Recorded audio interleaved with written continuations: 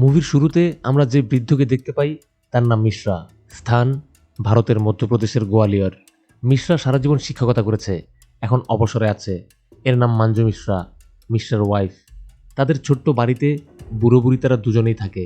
মিশ্রার একমাত্র ছেলে দিবাকর, ডাকনাম গুড্ডু। মিশ্রা ব্যাংক থেকে এবং স্থানীয় কিছু মানুষের থেকে সুদে লোন নিয়ে তার ছেলেকে পড়াশোনা করাতে আমেরিকা পাঠিয়েছিল। গুড্ডু এখন আমেরিকাতেই সেটেল। মিশ্রাদের কাছে মাল্টিমিডিয়া ফোন নেই, তাই তারা ছেলের সাথে কথা বলার জন্য প্রতি সপ্তাহে নির্দিষ্ট একটি দিনে ক্যাফেতে গিয়ে স্কাইপিতে ভিডিও কলে ছেলে আর নাতনির সাথে কথা বলে। কথা বলার সময় গুড্ডুর আচরণে বোঝা যায় বাবা মায়ের সাথে ভিডিও কলে কথা বলা তার অপছন্দ। আবার তারা যখন ফোন করে আমেরিকায় তখন রাত। 6 বছর হয় গুড্ডু আমেরিকাতে গিয়েছে। তাদের একটা মেয়েও আছে। গত 6 বছরে গুড্ডু একবারও দেশে আসেনি। বাড়িতে আসার কথা বললে গুড্ডু নানান ছয়নয় করে, টিকিটের টাকার কথা শোনায়। গুড্ডুর ওয়াইফও তার বাবা মার সাথে কথা বলতে চায় না, নানান বাহানায় গুড্ডুর বাবা মাকে এড়িয়ে যায়। তারপরেও একলা বুড়ো বুড়ি ছেলে আর নাতনিকে দেখতে কষ্ট হওয়া সত্ত্বেও সপ্তাহে একদিন ইন্টারনেট ক্যাফেতে আসে। কিন্তু অকৃতজ্ঞ ছেলে তাদের এই কষ্টের মূল্য বোঝে না। আজ মিশ্রা গুড্ডুর সাথে একটা বিষয় নিয়ে আলোচনা করতে এসেছিল। গুড্ডুর মেয়ে তখন কান্না করছিল, আর ওয়াইফও কোনো কাজে ব্যস্ত ছিল। তাই কথার মাঝখানেই গুড্ডু ফোনটা কেটে দেয়। তাই মিশ্রার আর গুড্ডুর সাথে জরুরি বিষয়টা নিয়ে কথা বলা হয় না। গুড্ডুর মেয়ের নাম রেখেছে এরিকা মিশ্রা। এরিকা মিশ্রা নামটা মিশ্রার পছন্দ না। এরিকা মিশ্রা এটা আবার কেমন নাম? কিন্তু মিশ্রার ওয়াইফের এই নাম ভালোই লাগে। বানর যেমন বুড়ো হলেও গাছ বায়, মিশ্রাও তার চাকরি ছেড়ে দিলেও বাসায় বসে ছোট ছোট বাচ্চাদের পড়ায়। এই মেয়েটার নাম নায়না। সেও মিশ্রার কাছে পড়তে আসে। মিশ্রা আর তার স্ত্রী নায়নাকে খুবই ভালোবাসে। নায়নাকে মিশ্রা আদর করে বিল্লি বলে ডাকে। মিশ্রা ক্রাইম ফিকশন পড়তে খুবই পছন্দ করে। রাতে ঘুমাতে যাওয়ার সময় তার ওয়াইফকে ক্রাইম ফিকশন পড়ে শোনায়। দিন তাদের এভাবেই কাটে। অভাবের সংসারে মাস শেষ হলে তাদের টাকার হিসাব শুরু হয়ে যায়। প্রতি মাসের শুরুতে মিশ্রা ব্যাংক থেকে টাকা তুলতে যায়। আজও যাচ্ছে ব্যাংক থেকে টাকা তুলতে। তখন মাঞ্জু বলে, ঘরে আটা নেই, আসার সময় মনে করে নিয়ে এসো। কিন্তু বাসার সামনে দেখা হয় উপরের তলার বিট্টুর সাথে। বিট্টু লোকাল মার্কেটে আন্ডারওয়্যারের ব্যবসা করে। মিশ্রা ব্যাংকে যাবে শুনে বিট্টু তাকে একরকম জোর করেই লিফট দেয়। বিট্টুর উদ্দেশ্য আসলে লিফট দেওয়া নয়, তাকে দিয়ে নিজের কাজ উদ্ধার করিয়ে নেওয়া। বাইকের পেছনে বসিয়ে মিশ্রার হাতে অনেকগুলো আন্ডারওয়্যারের প্যাকেট ধরিয়ে দেয়। বিট্টুরও অনেক স্বপ্ন, সে আমেরিকাতে যাবে। তাই বিট্টু বলছিল, গুড্ডু ভাইয়ের সাথে কথা বলে আমাকে আমেরিকা যাওয়ার একটা লাইন করে দিন। কথা বলতে বলতে বিট্টু একটা দোকানের সামনে আসে, আর সেখানেই মিশ্রাকে নামিয়ে দেয়। আর হাতে কিছু প্যাকেট ধরিয়ে দিয়ে বলে, এখান থেকে একটু সামনেই ব্যাংক। ব্যাংকে যাওয়ার সময় সামনের দোকানে এই প্যাকেটগুলো দিয়ে যেও। সাদামাটা মিশ্রাকে দিয়ে মুফতে নিজের কাজ করিয়ে নেয় বিট্টু। এরপর পেনশনের টাকা তুলতে ব্যাংকে যায় মিশ্রা। ব্যাংক থেকে লোনটা সে পেনশনের এগেনস্টে নিয়েছে। ইদানিং ইন্টারেস্টের রেটও একটু বেশি কাটছে। মিশ্রা দেখতে পায় পাশের ডেস্কে এক লোক তার ছেলেকে সাথে নিয়ে লোনের জন্য আবেদন করছে। এটা দেখে মিশ্রার 6 বছর আগের কথা মনে পড়ে। গুড্ডু আমেরিকাতে যাওয়ার আগে সেও তার ছেলেকে নিয়ে এভাবেই ব্যাংকে এসেছিল লোন নেওয়ার জন্য। আমেরিকাতে যাওয়ার জন্য যে পরিমাণ টাকার দরকার, ব্যাংক সেই পরিমাণ টাকা দিতে রাজি ছিল না। তাই মিশ্রাকে বাইরে থেকে সুদেও টাকা ধার নিতে হয়েছিল। সেই ঋণের বোঝা এখনও মিশ্রাকে টানতে হচ্ছে। সিন চলে যায় রাতে। মিশ্রা বাড়ি ফেরার পথে আটার দোকান থেকে 3 কেজি আটা নিয়ে বাড়ি ফেরে। বাজার থেকে ফেরার পথে মিশ্রা একটা ইঁদুর মারার কলও সাথে করে নিয়ে আসে। মাঞ্জু ইঁদুর মারার কলটা দেখে চমকে যায়, বলে, এটা কেন এনেছো? এটাতে তো ইঁদুর মারা যাবে। মিশ্রা বলে, ইঁদুর মারা যাওয়ার জন্যই তো এটা এনেছি। কিন্তু মাঞ্জু বলে, এই ঘরে ভগবানের পুজো হয়, এখানে কোনো জীব হত্যা করা যাবে না, তুমি এটা ফেলে দিয়ে এসো। তখনই দরজায় কেউ নক করে। দরজা খুলে মিশ্রা দেখতে পায় প্রজাপতি পাণ্ডেকে। সে সাথে করে একটা মেয়ে নিয়ে দাঁড়িয়ে আছে তাদের দরজায়। বিট্টুকে আমেরিকা পাঠানোর জন্য এই পাণ্ডের কাছ থেকেও বড় একটা অ্যামাউন্ট সুদে লোন নিয়েছিল। সেখানেই মিশ্রা আটকে গেছে। পাণ্ডের সব অন্যায় দাবি তাকে মুখ বুজে মেনে নিতে হয়। সে কোনো প্রতিবাদ করতে পারে না। পাণ্ডে শুধু মেয়েটিকেই নিয়ে আসেনি, সাথে মদের বোতল এবং চাট হিসেবে চিকেন নিয়ে এসেছে। চিকেন দেখে মিশ্রা বলছিল, আমরা নিরামিষাশী, আমিষ তো আমাদের ঘরে রান্না হয় না। তারপরেও বাধ্য হয়ে পাণ্ডেকে প্লেট আর গ্লাস দিতে হয়। মিশ্রা টাকা নিয়ে আসে। সে ভেবেছিল পাণ্ডে হয়তো মাসিক টাকাটা নিতে এসেছে। টাকাটা হাতে দিয়ে বলে, এখানে 2000 টাকা কম আছে, সামনের মাসে একসাথে দিয়ে দেব। মিশ্রা ভেবেছিল পাণ্ডে হয়তো টাকাটা নিয়ে চলে যাবে, কিন্তু পাণ্ডে চলে না গিয়ে ওই মেয়েটাকে সাথে নিয়ে মিশ্রাদের বেডরুমে ঢুকে দরজা লাগিয়ে দেয়। মিশ্রা অসহায় ভঙ্গিতে সোফায় বসে পড়ে। মাঞ্জু রান্নাঘর থেকে এসে দেখে পাণ্ডে মেয়েটাকে নিয়ে তাদের বেডরুমে ঢুকে গেছে। দুই অসহায় বুড়ো বুড়ি চুপচাপ বসে থাকে। কিছুক্ষণ পর পাণ্ডে ওই মেয়েটিকে নিয়ে বেডরুম থেকে বের হয়ে আসে। মাতাল পাণ্ডে যাওয়ার সময় মিশ্রাকে বলে যায়, এরপর থেকে সময় মতো পুরো টাকাটা দিয়ে দেওয়ার চেষ্টা করবে, কম যেন না থাকে। পাণ্ডে চলে যাওয়ার পর মাঞ্জু তাদের বেডরুমে গিয়ে দেখে পুরো বিছানা এলোমেলো হয়ে পড়ে আছে, ফ্লোরে পড়ে রয়েছে ব্যবহৃত কন্ডম। মাঞ্জুকে সরিয়ে দিয়ে মিশ্রা একাই পুরো ঘর পরিষ্কার করে। এরপর তারা দুজন শুয়ে পড়ে।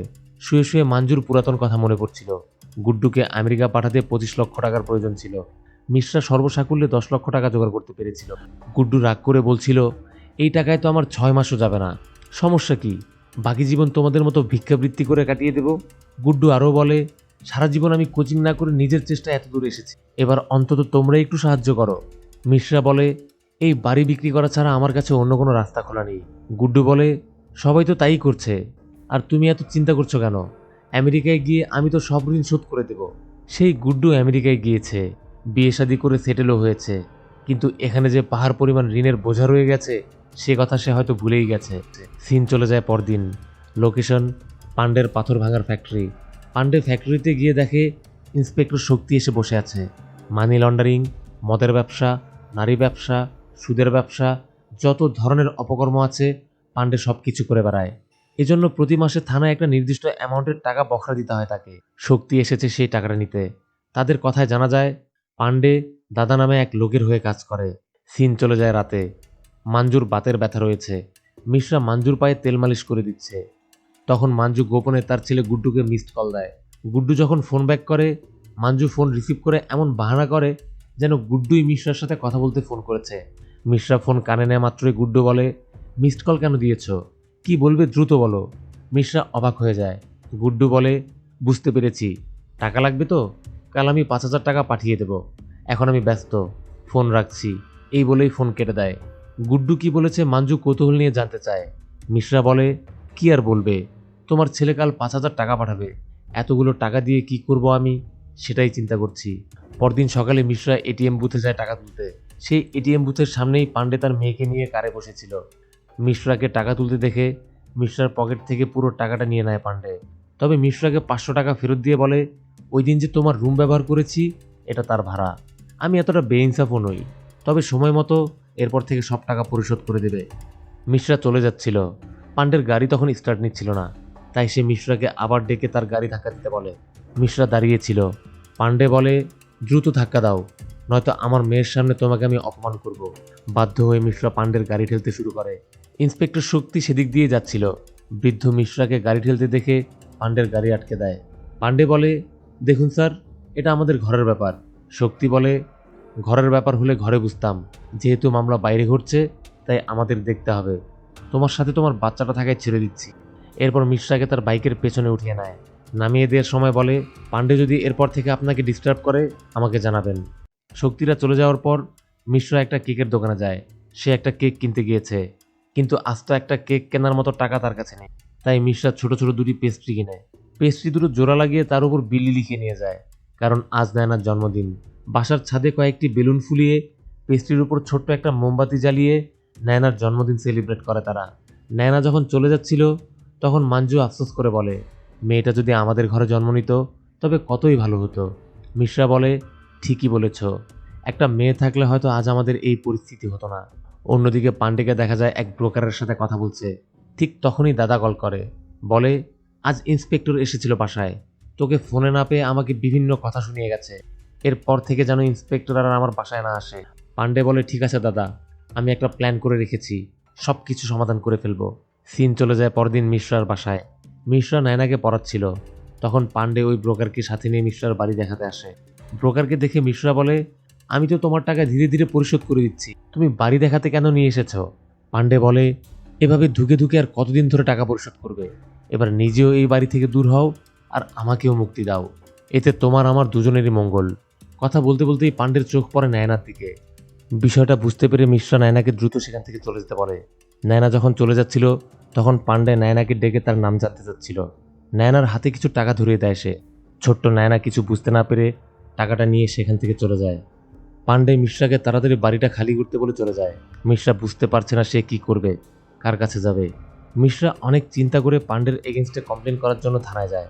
থানায় গিয়ে দেখে পান্ডে ইন্সপেক্টর শক্তির সাথে কথা বলছে। পান্ডে মিশ্রাকে দেখেই বুঝে যায় সে তার এগেনস্টে কমপ্লেন করতে এসেছে। যাওয়ার সময় পান্ডে ইন্সপেক্টরকে বলে, পণ্ডিত মশাই যে কমপ্লেনটি করবে সেটা ভালোভাবে লিখে নিয়েন। পান্ডের উৎপাত নিয়ে শক্তিও অনেক বিরক্ত ছিল, তাই মিশ্রাকে বলে, আমাদের তো আর কোনো কাজ নেই, সারাদিন আপনাদের এসব উটকো ঝামেলা নিয়ে পড়ে থাকবো। ও খুবই খারাপ মানুষ, যত দ্রুত সম্ভব ওর টাকাগুলো পরিশোধ করে দিন। রাতের বেলা পান্ডে মিশ্রার বাড়িতে আসে। তার এগেনস্টে কমপ্লেন করতে যাওয়ায় পান্ডে মিশ্রাকে খুব মারধর করে। মাঞ্জু গিয়েছিল মন্দিরে, বাসায় মিশ্রা একাই ছিল। মিশ্রাকে মারধর করার পর পান্ডে ড্রিঙ্কস করতে বসে। বেশ কিছুক্ষণ ড্রিঙ্কস করার পর পান্ডে মিশ্রাকে বলে, আমার যখন খুশি আমি তোমাকে এই বাড়ি থেকে বের করে দিতে পারি। তোমার ছেলেও কখনো তোমাকে বাঁচাতে আসবে না। আমি যা বলছি মন দিয়ে শোনো, তোমার ভালো হবে। তোমার যে সুদ আছে সেখান থেকে 1-1.5 লাখ টাকা আমি মাফ করে দেব। আর এই বাড়ি বিক্রি করে তোমার চলার জন্য আমি তোমাকে 4-5 লাখ টাকাও দিয়ে দেব। তুমি শুধু একটা কাজ করো, নায়নাকে ডেকে নিয়ে এসো। চিন্তা করো না, আমি তাকে কোনো কষ্ট দেব না। আচমকা পান্ডের মুখে নায়নার কথা শুনে মিশ্রা একদম চমকে যায়। পান্ডে একরকম জোর করেই মিশ্রাকে ঘর থেকে বের করে দেয়। মিশ্রা যখন বের হয়ে যাচ্ছিল তখন পান্ডে বলে, যাওয়ার আগে আমার জন্য কিছু স্ন্যাক্স দিয়ে যাও। মিশ্রা রান্নাঘরে পান্ডের জন্য কিছু চানাচুর আনতে যায়। এক মুহূর্ত কি যেন চিন্তা করে মিশ্রা। চানাচুর দেওয়ার সময় সুকৌশলে পান্ডের গলার মধ্যে একটা স্ক্রুড্রাইভার ঢুকিয়ে দেয়। পান্ডের মুখে নায়নার কথা শুনে মিশ্রার মাথা গরম হয়ে গিয়েছিল। নিজের মেয়ের মতো ছোট্ট নায়নাকে বাঁচানোর আর কোনো উপায় না পেয়ে আচমকাই এই কাজটা করে বসে মিশ্রা। এখন ভেবে পাচ্ছিল না কি করবে সে। এর মধ্যেই ইলেকট্রিসিটি চলে যায়। অন্ধকারে চুপচাপ বসে থাকে মিশ্রা। এর মধ্যে মাঞ্জু মন্দির থেকে বাড়ি ফিরে আসে। ঘরে ফিরে দেখে ঘরে কোনো আলো জ্বালানো হয়নি। তখন মাঞ্জু তাদের চার্জার লাইটটি অন করতেই পান্ডের ডেড বডি দেখতে পায়। যে নিজের বাড়িতে সামান্য ইঁদুর মারতে দেয়নি, তার বাড়ির মেঝেতেই আস্ত একটা মানুষের ডেড বডি দেখে মাঞ্জু ভয় পেয়ে যায়। তখন মিশ্রা মাঞ্জুকে তাদের বেডরুমে পাঠিয়ে দেয়। এরপর মিশ্রা ঘরের দরজা জানালা লাগিয়ে দিয়ে একটি কুড়াল আর হ্যাকসো দিয়ে পান্ডের হাত পা কেটে টুকরো টুকরো করে একটি বস্তার ভেতর ভরে ফেলে। এরপর পত্রিকা আর বইয়ের পাতা দিয়ে ঘরের রক্তগুলো ভালোভাবে পরিষ্কার করে ওই বস্তার মধ্যে রেখে দেয়।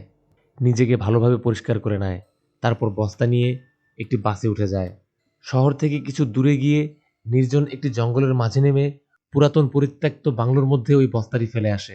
বাড়ি ফিরে মিশ্রা স্বাভাবিক আচরণ করতে থাকে, কিন্তু মাঞ্জু যেন স্বাভাবিক হতে পারছে না। ওই ঘটনার পর থেকে মাঞ্জু মিশ্রার সাথে কথা বলা বন্ধ করে দেয়। ঘটনা এখানেই শেষ নয়। পরদিন রাতে বাড়ির সামনে পার্ক করা বিট্টুর মোটরসাইকেল থেকে পেট্রোল বের করে নেয়। তারপর সেই জায়গায় আবার চলে যায়। ওই বস্তায় পেট্রোল ঢেলে আগুন জ্বালিয়ে দেয়। লাশ পোড়ানো হয়ে গেলে মিশ্রা সেদিনের মতো চলে আসে। পরদিন রাতে মিশ্রা আবারও সেখানে যায়। সেই পোড়া ছাইয়ের মধ্যে কিছু হাড়ের টুকরো তখনও রয়ে গিয়েছিল। মিশ্রা এগুলোকে কুড়িয়ে নিয়ে আসে। মিশ্রা যে দোকান থেকে আটা কেনে সেই দোকানে যায়। তখন মিশ্রা দোকানদারকে 1000 টাকার নোট দিয়ে ভাঙতি দিতে বলে। দোকানদার বলে তার কাছে ভাঙতি নেই। মিশ্রা আশেপাশের কারো কাছ থেকে ভাঙিয়ে নিয়ে আসতে বলে। দোকানদার টাকা ভাঙাতে বাইরে চলে যায়। এই সুযোগে মিশ্রা পান্ডের অবশিষ্ট হাড়গুলো গম ভাঙার মেশিনে দিয়ে গুঁড়ো করে পাশে ফেলে দেয়। পান্ডে হত্যার যত এভিডেন্স ছিল সব লোপাট হয়ে গেল। কিছুক্ষণ পর দোকানদার ফিরে এসে জানায় সে টাকা ভাঙাতে পারেনি। মিশ্রা বলে, ঠিক আছে, আমি কাল এসে আটা নিয়ে যাব। এ কথা বলে মিশ্রা বাড়ি চলে যায়। সিন চলে যায় পরদিন। মিশ্রা ঘরে বসে টিভি দেখছিল। তখন বিট্টু তার পাসপোর্ট আর আমেরিকা যাওয়ার জন্য ভিসা অ্যাপ্লিকেশন ফর্ম নিয়ে আসে। বিট্টু বলে, গুড্ডু ভাইয়ের সময় ফর্ম তো আপনিই পূরণ করেছিলেন, তাই গুড্ডু ভাইয়ের সাথে কথা বলে আমার ফর্মটা পূরণ করে দিন। নিজের ছেলের প্রতি রাগ থাকায় বা গত কয়েকদিনের ঘটনার কারণেই হোক, মিশ্রা বিট্টুর অ্যাপ্লিকেশন ফর্মটি ছিঁড়ে ফেলে। বিট্টুর পাসপোর্ট ছিঁড়তে যাবে, তখনই সেখানে পুলিশ চলে আসে। বিট্টুকে থামিয়ে শক্তি বিট্টুর পরিচয় জানতে চায়। সেই সাথে পান্ডেকে চিনি কিনা সেটাও জানতে চায়। বিট্টু বলে, হ্যাঁ চিনি, এখানে মাঝে মাঝেই আসে। শক্তি জানতে চায় পরশু রাতে এসেছিল কিনা। বিট্টু বলে, তখন আমি ছিলাম না, তাই বলতে পারছি না। শক্তি বিট্টুকে ছেড়ে দেয়। শক্তি মিশ্রাকে বলে, 3 দিন ধরে পান্ডের কোনো খোঁজ নেই, ওর ফোন বন্ধ। ওর ফোনের লাস্ট লোকেশন ট্র্যাক করে জানা যায় ও সর্বশেষ আপনার এখানেই এসেছিল। ও তো আপনার কাছে মাঝে মাঝেই আসতো। শেষ কবে দেখা হয়েছে ওর সাথে? মিশ্রা বলে, আমি যেদিন আপনার কাছে অভিযোগ করতে গিয়েছিলাম সেই রাতে এসেছিল। শক্তি জানতে চায় কেন এসেছিল। মিশ্রা বলে, টাকার জন্য এসেছিল। সেই রাতে আমি ওর সব টাকা সুদ সহ শোধ করে দিয়েছি। এরপর টাকা নিয়ে এসে চলে যায়। শক্তি জানতে চায় পান্ডের সাথে আর কেউ ছিল কিনা। মিশ্রা বলে, ওই দিন রাতে সে একাই এসেছিল, তবে অন্যান্য দিন সাথে একটা মেয়ে নিয়ে আসতো। সাথে এও জানতে চায় ঝগড়া করেছিল কিনা বা আপনার সাথে কোনো কিছু শেয়ার করেছিল কিনা। মিশ্রা বলে দেয়, এমন কোনো কিছু আমি জানি না। পুলিশ কনস্টেবল সীতারাম মিশ্রার টেবিলের ওপর মনোহর কাহানিয়া নামে একটা ক্রাইম ফিকশন দেখতে পায়। কনস্টেবল বলে, এই ক্রাইম ফিকশন আমারও পছন্দ, তবে এই এডিশনটা এখনও আমার পড়া হয়নি। কনস্টেবলকে থামিয়ে দিয়ে শক্তি মাঞ্জুকে ডাকে। মিশ্রা বলে, ওর শরীর ভালো না। শক্তিরা চলে যায়। যাওয়ার সময় বলে যায়, পান্ডের বিষয়ে কোনো কিছু জানতে পারলে অবশ্যই থানায় এসে জানাবেন। মাঞ্জু এখনও বিষয়টা মেনে নিতে পারেনি। সে ঘুমের ভেতর দুঃস্বপ্ন দেখত। মাঞ্জুর ঘুম ভাঙলে দেখতে পায় মিশ্রা কলপারে বসে কিছু একটা করছে। পরদিন পাণ্ডের স্ত্রী তার মেয়েকে নিয়ে মিশ্রার সাথে দেখা করতে আসে। পাণ্ডের স্ত্রী বলে, আমি জানি সে খুবই খারাপ মানুষ। ইন্সপেক্টর বলেছে সে আপনার এখানে এসেছিল। ও ভালো হোক মন্দ হোক আমার সন্তানের বাবা। আমার মেয়েটাকে খুবই ভালোবাসতো। মেয়েটাও সবসময় ওর বাবাকে খোঁজে। 4-5 দিন হয়ে গেছে ওর কোনো খোঁজ নেই। যদি আপনারা কিছু জেনে থাকেন আমাকে জানান প্লিজ। ঠান্ডা গলায় মিশ্রা বলে, আমরা কিছুই জানি না, আপনি এবার আসতে পারেন। এই বলে মিশ্রা তাদেরকে বের করে দেয়। ওরা বের হয়ে যাওয়ার পর মাঞ্জু কাঁদতে থাকে। কাঁদতে কাঁদতে বলে, আমাদের অনেক বড় ভুল হয়ে গেছে। ও ভালো মন্দ যাই হোক, ওকে হত্যা করার রাইট আমাদের নেই। দেশে আইন আদালত থাকতে ওর বিচার করার অধিকার তো আমাদের নেই। মাঞ্জুর এসব কথা শোনার পর মিশ্রা অনেক চিন্তা ভাবনা করে থানায় যায়। থানায় গিয়ে দেখতে পায় কনস্টেবল সীতারাম বসে আছে। পাণ্ডের কোনো খবর আছে কিনা সীতারাম জানতে চায়। মিশ্রা বলে, ওর কোনো খবর আপনারা পাবেন না। সীতারাম বলে, কেন, আপনি কি ওকে মেরে ফেলেছেন? মিশ্রা বলে, হ্যাঁ আমি মেরেছি। সীতারাম বলে, কি, চাকু দিয়ে মেরেছেন? তারপর কেটে টুকরো টুকরো করেছেন? মিশ্রা বলে, হ্যাঁ কেটে টুকরো টুকরো করেছি। সীতারাম বলে, এরপর নিশ্চয়ই আগুন দিয়ে পুড়িয়ে দিয়েছেন? মিশ্রা এবারও মাথা নাড়ে। মূলত মনোহর কাহানিয়ার এবারের যে এডিশনটা বের হয়েছে তার 23 নম্বর পাতায় এভাবেই খুনের বর্ণনা দেওয়া হয়েছে। সীতারাম ধরে নেয় মিশ্রা যেহেতু মনোহর কাহানিয়া পড়ে, তাই ওই ম্যাগাজিনের গল্পই সে তার সাথে শেয়ার করছে। এরপর কি ওরা হাড্ডিগুলো গঙ্গায় ভাসিয়ে দিয়েছেন? কিন্তু মিশ্রা এবার বলে, গঙ্গায় ভাসায়নি, ওর হাড়গুলো মেশিনে পিষে গুঁড়ো করে হাওয়ায় উড়িয়ে দিয়েছি। সীতারাম বলে, আপনি নিজেই তো ক্রাইম ফিকশন ম্যাগাজিন লিখতে পারেন। সীতারাম ভাবে মিশ্রা হয়তো তাকে গল্পই বলছে। মিশ্রার কথা বিশ্বাস না করে তাকে থানা থেকে বের করে দেয়। মিশ্রা বাড়ি ফিরে আসে। মাঞ্জু মন্দিরে গিয়েছিল। সেখান থেকে বাড়ি ফিরে এসে দেখতে পায় মিশ্রা সোফায় বসে ড্রিঙ্ক করছে। মাঞ্জু কোনো কথা না বলে যখন চলে যাচ্ছিল তখন মিশ্রা বলে, আমি থানায় গিয়েছিলাম, আমি পাপ করেছি বলে থানায় যাইনি। তুমি ভাবছো আমি পাপ করেছি, তাই আমি থানায় গিয়েছিলাম সারেন্ডার করতে। মিশ্রা মাঞ্জুকে তার পাশে বসতে বলে। মিশ্রা বলে, আমার লোনের ইন্টারেস্ট থেকে 1-2 লাখ টাকা মাফ হয়ে যাবে। এই বাড়ি বিক্রির টাকা থেকেও 5-6 লাখ টাকা পাওয়া যাবে। এর বিনিময়ে নায়নাকে নিয়ে এসো, আমি ওকে নিয়ে রুমে যাব। তুমি চিন্তা করো না, নায়নাকে আমি কষ্ট দেব না। মাঞ্জু রেগে গিয়ে বলে, কি বলছো এসব? তোমার মাথা কি ঠিক আছে? এত নিচে নেমে গেছো তুমি? মিশ্রা বলে, তোমার কি রাগ হচ্ছে? আমাকে কি মেরে ফেলতে ইচ্ছে করছে? সেদিন রাতে পাণ্ডে আমাকে এগুলোই বলেছিল। ও যখন নায়নাকে ডেকে নিয়ে আসতে বলে, আমারও তোমার মতো রাগ হয়েছিল, তাই আমি ওকে মেরে ফেলেছি। আমি বিশ্বাস করি আমি কোনো অন্যায় করিনি। আমি অসুর বধ করেছি। কে কি ভাবলো তাতে আমার কিছুই যায় আসে না। আমার যেটা সঠিক মনে হয়েছে আমি তাই করেছি। সব কিছু শোনার পর মাঞ্জু বুঝতে পারে মিশ্রা কেন পাণ্ডেকে হত্যা করেছে। মাঞ্জু এবার মিশ্রাকে চানাচুরের প্যাকেট এগিয়ে দিয়ে বলে, বেশি ড্রিঙ্ক করো না, তাড়াতাড়ি চলে এসো, আমি অপেক্ষা করছি তোমার জন্য। শক্তিকে দেখা যায় সীতারামের সাথে বসে ড্রিঙ্ক করছে। তাদের মধ্যে কথা বলতে বলতে পাণ্ডের প্রসঙ্গ চলে আসে। সীতারাম বলে, সকালে মিশ্রা থানায় এসে উল্টাপাল্টা বকছিল। বলছিল ওই নাকি পাণ্ডেকে মেরে টুকরো টুকরো করে আগুনে জ্বালিয়ে হাড়গোড় পিষে হাওয়ায় মিলিয়ে দিয়েছে। সীতারামের কাছে এসব শোনার পর শক্তির সন্দেহ হয়, তাই পরদিন সকালে মিশ্রাকে থানায় ডেকে নিয়ে আসে। মিশ্রা সীতারামকে যা যা বলেছিল ঠিক সেভাবে একটা স্টেটমেন্ট রেডি করে মিশ্রাকে সাইন করতে বলে। তখন মিশ্রা অস্বীকার করে বলে, কই, আমি তো এগুলো কখনো বলিনি। এই কাহিনী তো সীতারাম আমাকে বলল। আমি ওকে মনোহর কাহানিয়ার নতুন এডিশনটা দিতে এসেছি। তারপরও শক্তি মিশ্রাকে জোর করে সাইন করাতে চায়। তখন মিশ্রা বলে, আপনারা কি কোনো প্রমাণ পেয়েছেন? কোনো এভিডেন্স? কোনো মার্ডার ওয়েপন? কিসের ভিত্তিতে আমাকে এই স্টেটমেন্টে সাইন করতে বলছেন? আমার উপর খুনের দায় না চাপিয়ে ওর সম্পর্কে যদি কোনো তথ্য পান আমাকেও জানাবেন। মিশ্রা থানা থেকে যখন বের হয়ে যাচ্ছিল তখন পাণ্ডের সেই দাদার লোকেরা মিশ্রাকে ফোন করে দাদার বাড়িতে আসতে বলে। তারপর মিশ্রাকে তারা ধরে দাদার বাড়িতে নিয়ে আসে। দাদার আসল নাম রাথোর।